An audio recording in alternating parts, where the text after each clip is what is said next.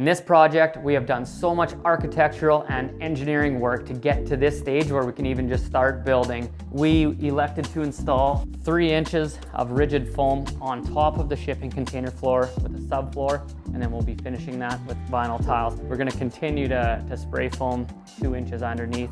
Is going to really make sure that the floor is the most insulated part of this build. And another thing that I've learned on how to do this is doing mining camps and stuff out of shipping containers.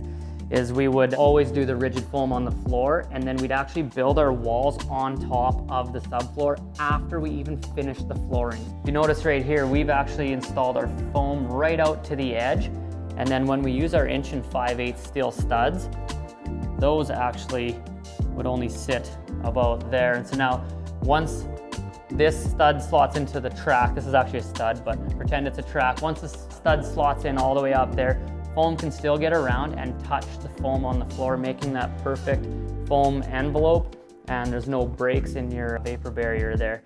And to install these, we got a trowel and then just your typical carpet or vinyl glue. So we'll be able to trowel that on, let that dry for a little bit till it's tacky, and then just slot in our vinyl tiles.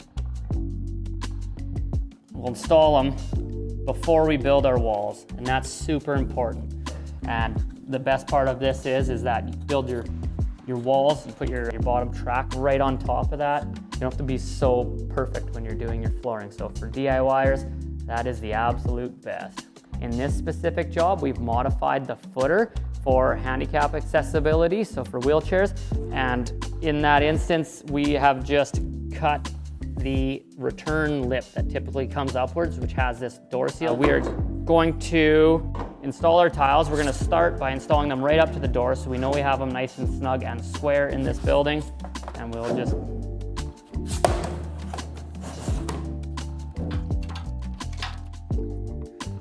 once the tiles are actually stuck down and in place, we have a traditional threshold plate. So we're using 1/4 inch tall aluminum threshold plate, and we can just tuck that in, and that will transition from the container modification world door to the interior flooring very nicely. And then our door seal will cover that. And so we'll just screw that down, and now we have ourselves a very North American traditional method of installing doors. So the reason why that lip is there on the bottom is because this is a dual swinger door. It switches both ways, so you can have the hinges on the left or the right, but in this instance, we've defined which way they're going to swing, and now we want to make it accessible.